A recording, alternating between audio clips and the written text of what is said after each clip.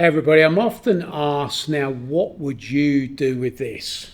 Okay, so as you know, we often do not work with the best material. You can't throw it back at your client and go, well, I can't work with this. You've often got to match stock with newly shot footage, and you especially can't throw it back if you shot it yourself.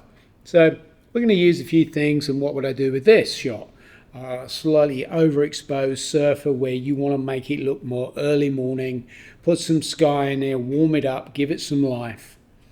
First thing, I'm looking at it and I'm looking at my scopes thinking, well, hang on, I'm sure there's some detail there.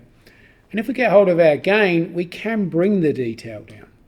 Problem with that is every time I reset everything, it's going to reset back to that. So I'm going to do this, clip attributes in here, clip attributes, and I'm going to change this because what happens, this is actually a full range clip, but Resolve has interpreted with video levels, so it's clamped it down. It's gone, I know what you are. In this case, it's got it wrong. Most of the time, if you leave this on auto, you are fine.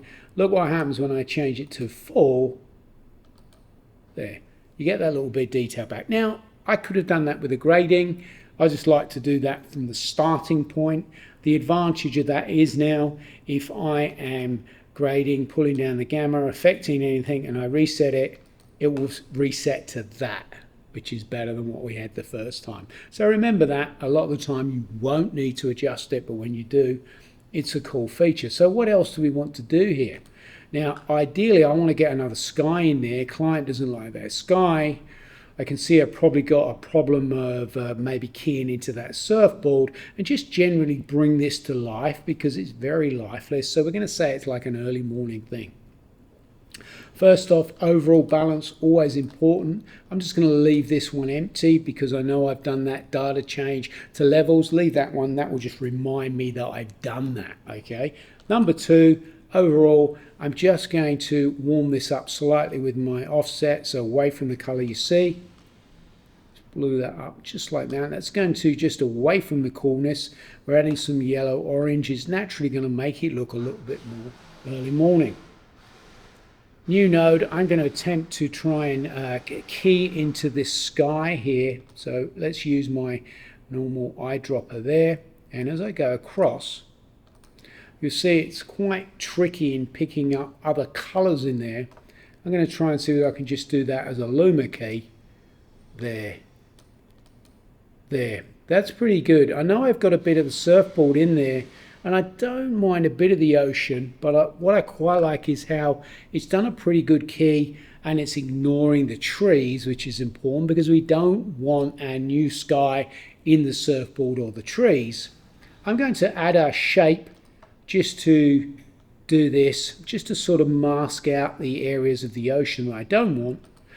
And so I just use a freeform shape and push it through here.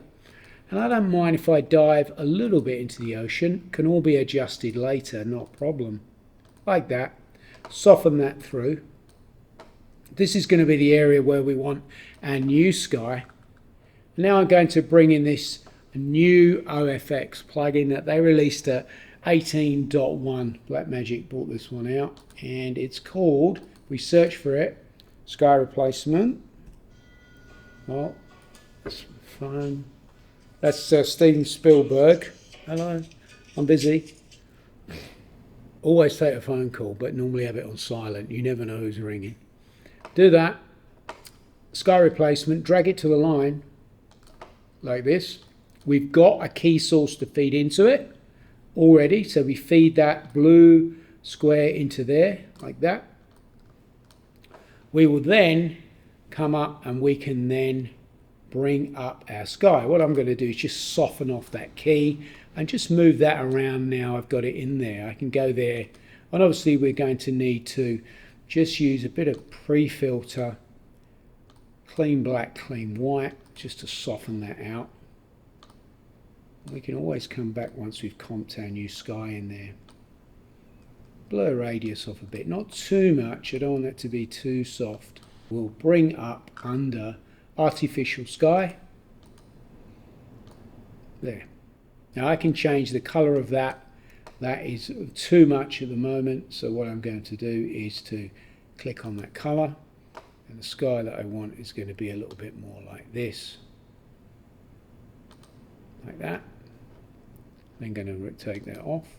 I'm then going to come back. You can see this is too soft here on my key, and we can start to see it now. There's just too much blur on that one. So while I've got that selected, what I can do is to just take that blur back. We can find out where that slight softness is. And that's why I've got that big blue sky up there, because we can really see where that key is. So I'm softening that down. This won't be as an apparent when we put some clouds in there.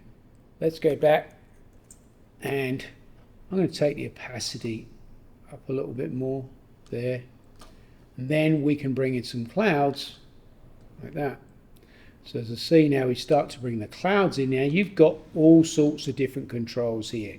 So I'm going to zoom that scale right back, and we'll put some more clouds in, make it a little bit more obvious. What we can do is adjust our horizon softness and our horizon height.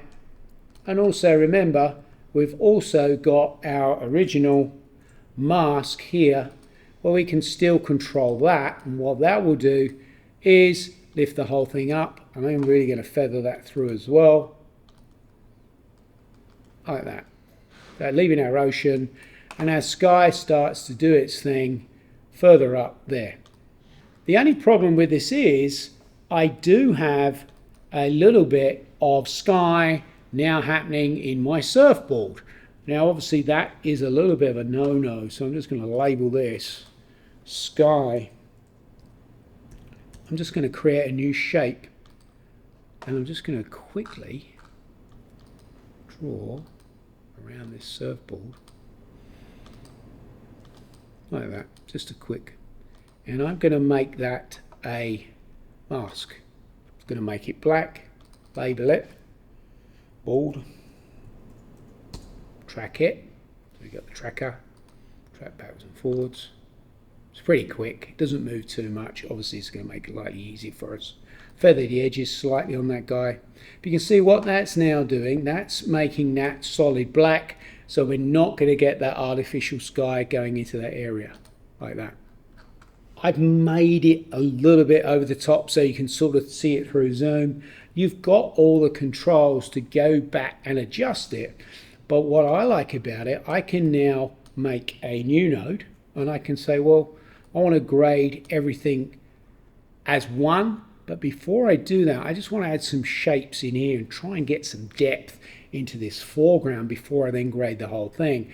And I like to do this by just using maybe a couple of shapes. Maybe I put a little bit of a circle in there. Still a big fan of using circles. I can then just lift some gain in there, a little bit of color boost, maybe just warm that area very slightly like that. I can then add another shape. Now because I'm in the same node, you can always just go there and turn on your pen tool, and I can just draw a little shape into there, and that will have exactly the same attributes, the same color that that one had in it. Feather that one through, can then grade those together, and as you soften them, what that is going to do, it is going to just start to brighten up those areas as there's little pools of color coming through there. Soften them right through like that. If I decide that I just want to pull back that sky, make a new serial, we've already got a mat of it, keyed of it there, just feed that into this new node like that, and then I've got my color tools that I know I love to be able to just shift tilde. I can then just come and just desaturate and grade that sky up exactly as I want. Okay, so I can just then desaturate it, sit on that node there, because that key source that's come out of there means I'm grading exactly the same thing down here, but I'm not doing it on the sliders because I'm so used to doing it on the panel or on the color wheels. That's where I'm going to do it in this node, which means I can just take a bit of saturation out of it. I can drop it down. So now you're not seeing sky in the surfboard. We've added a bit more life to this. Lastly, I might just want to overall warm everything and give it a bit more of a morning feel. This node now comes right at the end, which means I could then go into any of the controls. I could just go to my gamma, and I could just warm everything just like this.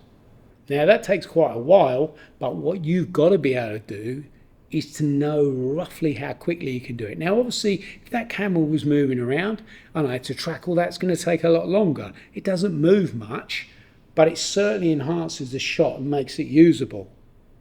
Okay, so just remember to practice all the tools, and if you need to do it because it's the only shot you've got, then you've got to do it. Okay, hope you enjoyed that tip. Check out all my classes, all my training at fxphd.com.